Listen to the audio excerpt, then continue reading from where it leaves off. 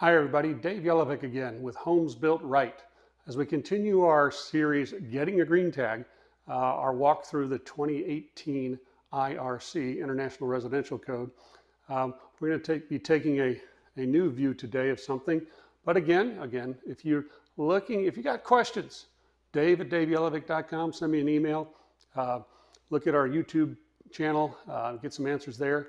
But never feel bad about reaching out. But we're going to talk about guards today. What is a guard? A guard is often confused with a handrail, but a guard is, for all intents and purposes, something to save me from falling off of something, okay?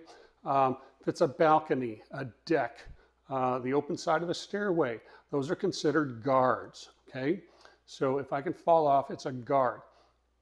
So when do I need a guard? The code says whenever I have more than a 30-inch drop of whatever I'm walking on, maybe it's a tall back porch or a deck or something.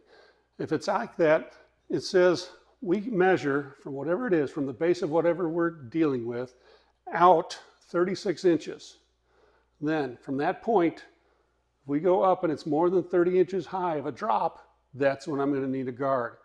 So if you do have a deck, let's say, and it measures down to the ground 24 inches from the edge of the deck, right down, straight down to the ground, it's 24 inches, but it's on a steep slope.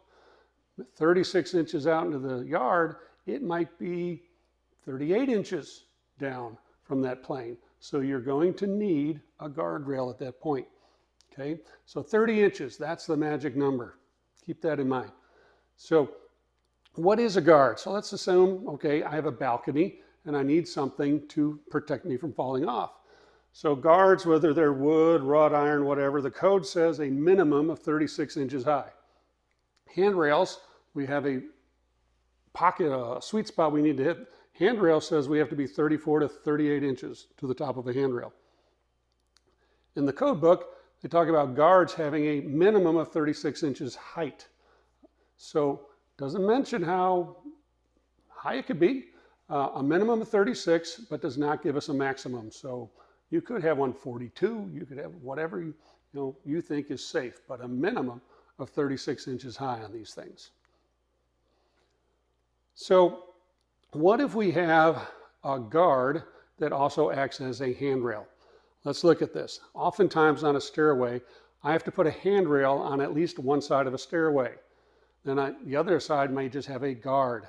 So in this particular case, there's a wooden one, a 2x6 on top of a wooden series of members is not a handrail. That is not a grippable surface. You can't hang on to that. So that is actually a guard on a stairway. A guard on a stairway only has to be 34 inches tall to the top of that member.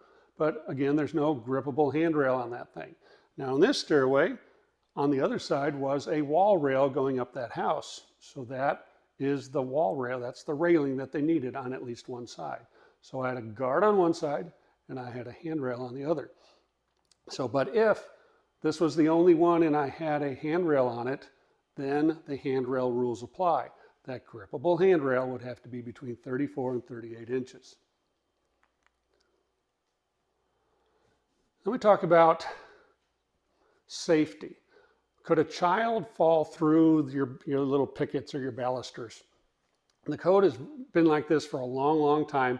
The 4-inch rule, the 4-inch sphere. They talk about a 4-inch sphere not being able to pass between pickets, whether they're wooden pickets, stylized pickets, metal, wood, doesn't matter. Code says a sphere of 4 inches in diameter cannot pass through those openings. So it doesn't say from center to center on pickets. It doesn't say from edge to edge. It says a sphere can't pass through this. So if you've got irregular shapes, just run around with this mythical ball and see what happens. My fist is about 4 inches in width, so it's kind of easy to measure that. So between the pickets, down here at the bottom, between the bottom of the deck, or the bottom of the rail and the deck, then you're going to have a 4-inch sphere test.